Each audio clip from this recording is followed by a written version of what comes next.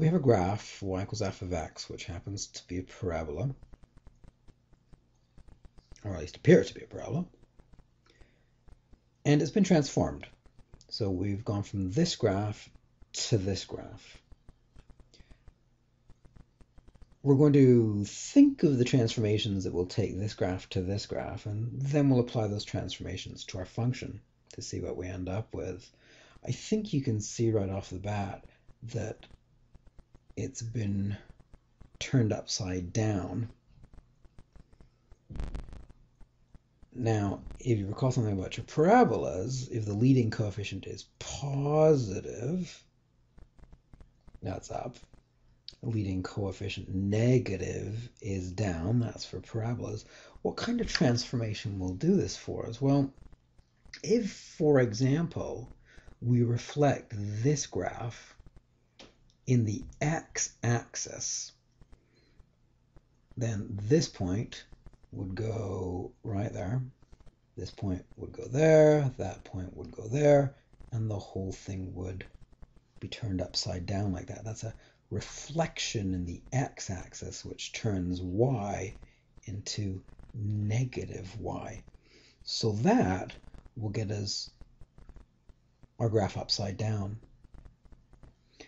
In addition to being turned upside down, we also have to be interested in whether there's any compression or expansion either horizontally or vertically.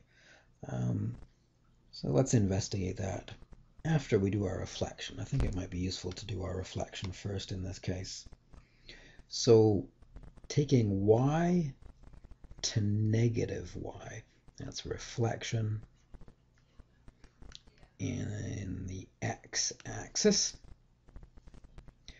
We'll start off with y equals f of x, and we'll go negative y equals f of x.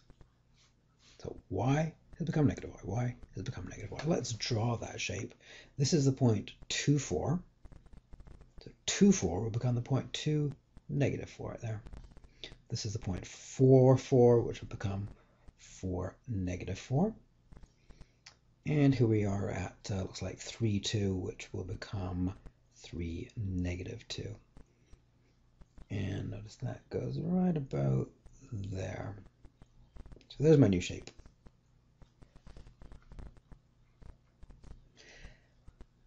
The next thing we're going to do, we're tempted to move it up, and we're not going to move it up just yet. And the reason we're not going to move it up is because we're going to investigate whether or not there's a compression or expansion horizontally or vertically.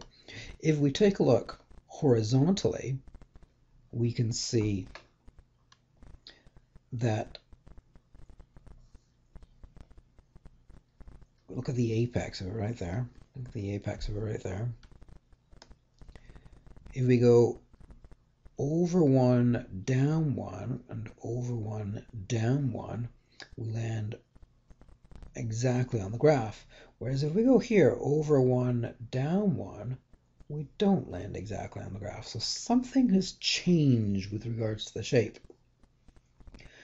One of the ways to understand this change is that in order to go over 1 and then land right on the graph, over 1 and then land right on the graph, here we would have to go over 1, down 1. Here we have to go over 1, down 2.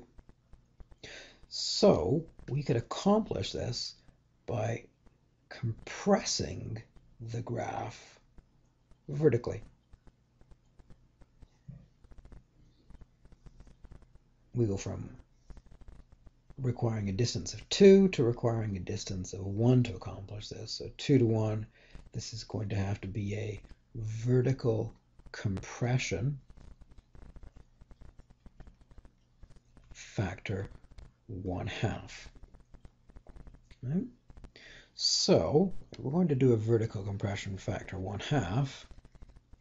Oh, I just got rid of my shape there. I think it was more or less like this. The vertical compression factor 1/2. So y is going to become, in this case, remember this is our compression factor, y will become ky, in this case 2y. Our value of k is the reciprocal of our compression factor. K bigger than 1 is a compression. So there's my negative y equals f of x.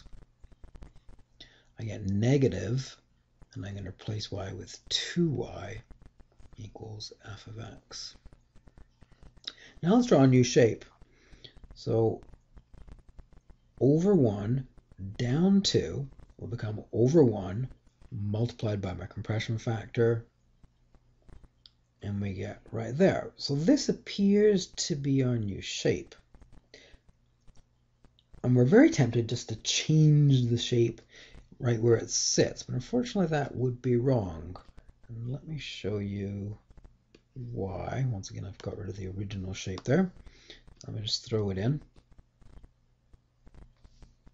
Remember that a vertical compression actually compresses the entire shape towards the y-axis like this, so that every y-coordinate gets compressed, even this y-coordinate right there. The entire shape gets essentially pushed towards the x-axis. So once again, I'm going to think about this compression. This y-coordinate is 2. 2 multiplied by 1/2 is a y value of 1. 1, 2, 3. This is negative 4 down there. Negative 4 multiplied by 1/2 gets me to negative 2. And this negative 4 multiplied by 1/2 also gets me to negative 2. So you can see that I've now got this new shape. It's over 1, down 1, over 1, down 1, and over 1, down 1 on the other side as well. It's exactly the right size and shape, but the vertical compression has also changed its location, which is important. So now it's time to do our last transformation. In this case, we're going to take this shape and it's going to have to translate up. So this point goes up to there. This point goes up to there, and that point goes up to there. All of these points are translated up. So this is a vertical translation up 2. Let's remember vertical translation up 2. Y will become y minus 2. K is positive, y minus k. And in order to affect that transformation, I've got negative 2, and be very careful here. I'm going to actually replace y inside those brackets there. And I'm going to replace 2 times y. The y will become y minus 2. Now you can see that none of this doesn't really look like any of these. We actually have to solve for y. And so let's solve for y. We've got the right shape now. We've got the right shape. It's in exactly the right spot. All we need to do is finish off our transformation. There's a negative. I've got 2y minus 4 equals f of x.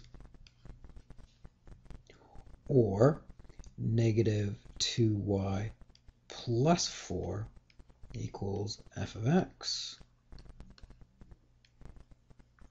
Or continuing on over here, negative 2y equals f of x minus 4. And dividing everything by negative 2, I get y equals negative 1/2 f of x plus 2. Negative 4 divided by negative 2. So negative 1/2 f of x plus 2 appears to be B.